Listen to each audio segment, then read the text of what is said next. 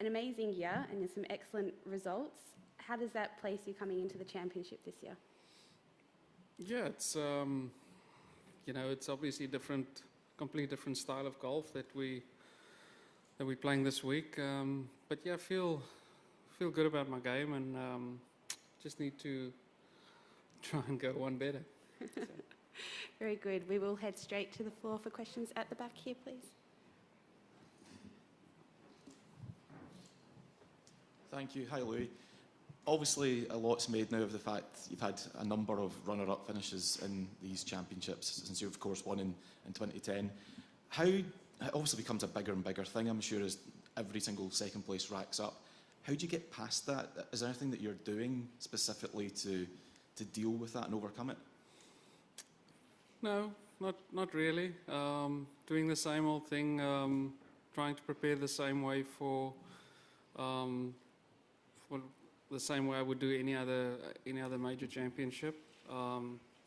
You do feel a little disappointing afterwards, but I was, outplayed with both of those majors this year and just fell short. So I can just do what I do and try and just go one better when I get to the next major. Martin, please. Hi, Louis. When you came here in 2011, you were the defending champion. How did you feel you handled that? Was it a big challenge that week? Yeah, I mean, I remember being very nervous in 2011, sort of, coming off of being the defending champion, and I remember the golf course playing difficult, and especially that Saturday morning, it was rain was coming in sideways, and I was happy making the cut that week and just being there on the weekend. But yeah, coming here this week, I didn't really remember a lot of the holes, but when I started playing it, the last couple of days, I started remembering some of them, and it's a tough golf course. It's a very good golf course. Is any defending champion stand on that first tee? Is that as tough a opening tee shot as there is in the open rota? Yeah, it is. I think when you're defending the championship, you sort of got that little bit more on your plate. But once you tee off and get out on the golf course, you're fine and you do your thing. But I think it's a great honor to be a defending champion of the Open, and if I was a little older, I would have probably enjoyed it a bit more. Just a question over here, please. Hi, Louis. How are you? Just talking about that time there, as you've discussed, is it still fresh in the mind, or does it feel like a lifetime ago when you think back? It feels like a lifetime ago.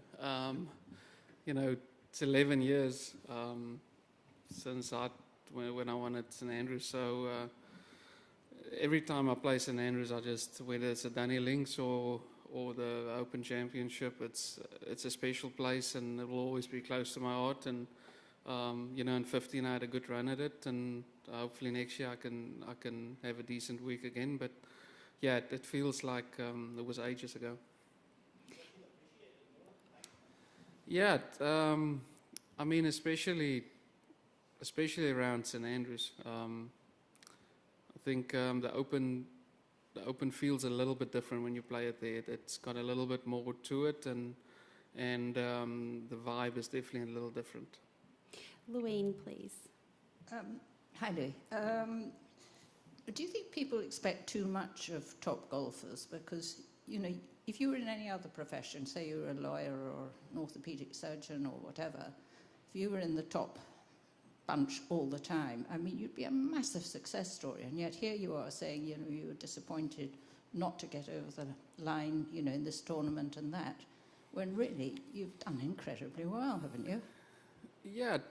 Look, I think as a sports person, you want to win. That's why you play. You want to try and win the tournament and lift that trophy. And you're always going to be disappointed when you get close and finishing second. I don't think there's one of us out here that goes out and beginning of the week say, no, I'll take second, or if you get to second, you're like, man, I was close to first. I could have won this event. So I don't want to play the sport if I tee it up not thinking I can win a tournament. Then I think that's, as a sports person, that's not what I'm here for. But when you go home, does your wife say, well done, or does she share in your disappointment? No, everyone's real supportive and saying well done. It's still a great week, but you would always be a little, that little person in the back of your mind will always be, talking to you. You also get tournaments where you finish second and you were really never in it. You had a great last 3 holes or something and you finished 2 behind the lead, but you were never really in the tournament to win it. That's different, but I think if you have a chance to win the tournament and you finish second, you're always going to have disappointment. Just a question just behind you there. Hi, Louis. Russell from TalkSport. Nice to meet you. Just wondering about the South African Challenge this week, of which obviously you're a key part, but different ages, different backgrounds, so many good players. So just wondering your take on the challenge and why there is, again, this wonderful glut at the moment coming through. Yeah, I mean, I played yesterday with the SA boys a bit, and we have a great bunch of players at the moment coming through, and Gary Gigo had great success, Christian Hussein had lots of success. So the guys are coming through, and I know there's more to come from our country, and we got a great junior program and amateur program down there, and it's great to see the guys coming through, and I'm starting to become one of the older ones and the old boys, and it's great, just seeing the youngsters coming through and playing well. And for me, seeing Ernie here this week is for me also, it's great to see him at this tournament and what he's done for me in my golf, and being one of my idols. It's always nice seeing another South African like that.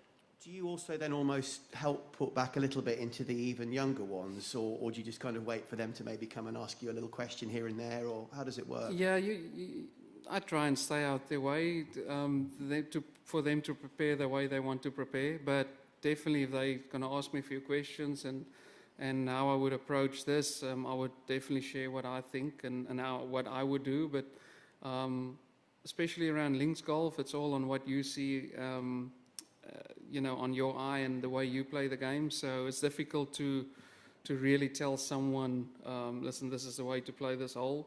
But yeah, if they ask me, and I will more than happy to share. Question in the front, please. Louis, can you talk about that little guy in the back of your head? And what's he really saying to you when it's over? And how long does it take before you and that little guy kind of come to a decision that, okay, it's done and we'll move forward? Yeah, I normally when I have a bad round, my wife knows, just give me 10 minutes to sort of just go and think about it and just get it over and get it done with, and then I'm fine. Then it's behind me, and I'm not going to think about it again. But when it comes to a tournament and as massive as a major is, and you came that close, it definitely sticks with you a little bit longer. You sort of have to just get over it and get on with it and see if you can do better in the next tournament. Otherwise, you're not gonna be able to go forward. I think this game changes so much in a couple of golf shots where you can hit 3 great shots and one shot can put you back completely, and it's sort of the same with tournaments. You're just going to get that tournament behind you and get to the next one and see if you can prepare better and play better and, go one spot better. You want to follow up? Just to follow up, a lot of times people say if you keep doing the same thing over and over again, as you've been saying, you just try to do the same thing, try to be better, that's kind of like insanity. So the question is are there things that you're doing beyond just the same thing over and over again, like between what happened at the U.S. Open and here, maybe something a little different to try to rectify what happened at the U.S. Open? I think if it was a case where where I completely collapsed the last 4 or 5 holes or something like that, it will be something I would look into a lot more. Like, speak to someone. I might have mentally not be strong enough, or somewhere in my game under pressure collapse. But in those 2 cases, I didn't feel that was the case. I played really well. I hit an errant tee shot on 17, but I took it on off the tee. But I was in it the whole time. So if I can put myself in that position again and just try and end better, I would be that insane person and do the same thing. I feel in the occasion of the US Open, and I only saw the two putts John Rahm made later on. You have those tournaments where it's meant to be for him. He made 2 massive putts on 17 and 18, and it was just not my time. Okay, we will cross to the Zoom call now, and we'll do our best to come back to the room. Stuart? Yes, thanks, Liv. We've got a question from Doug Ferguson. Doug, go ahead. Louis, let's not talk about finishing second. I wanted to ask you about finishing third. I'm just kidding. When you spoke back in, I think we talked at the memorial about kind of finding a second wind, if you will, with your game. Did you need results to kind of get that second push, or what allows you to find it that led to the results? Yeah.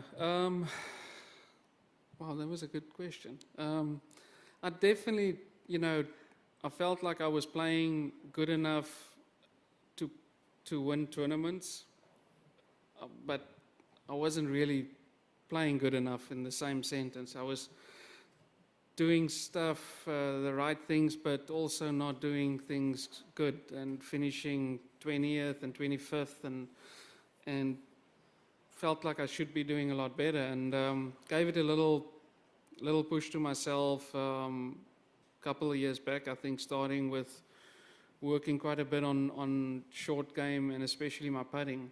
I always felt like I had too many days with my putting where it was hot and cold, and you can't get a consistency. So I started working quite a bit on that, and last year got a better rhythm in my stroke, and better consistency, and this year putted beautifully so far. So that definitely got me on the right path, and it sort of lifted up the rest of my game. And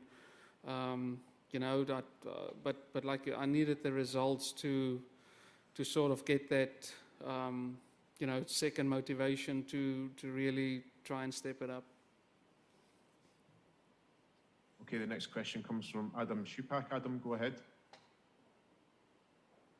Thank you, Louis.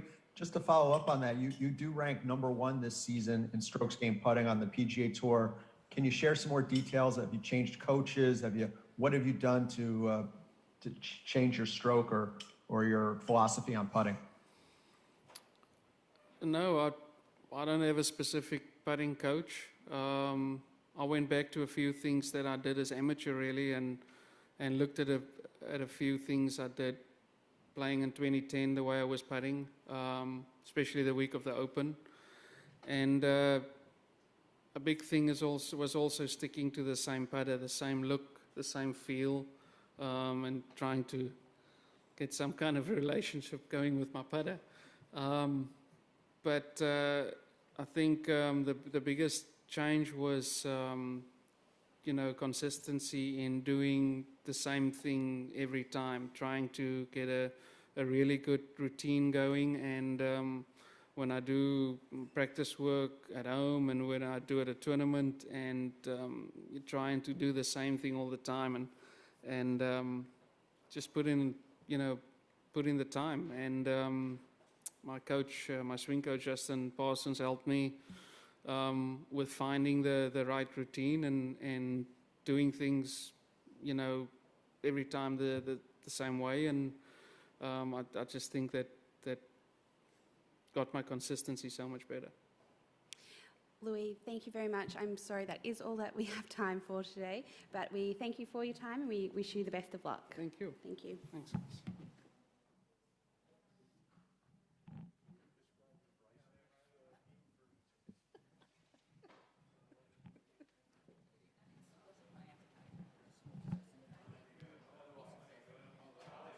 What's that?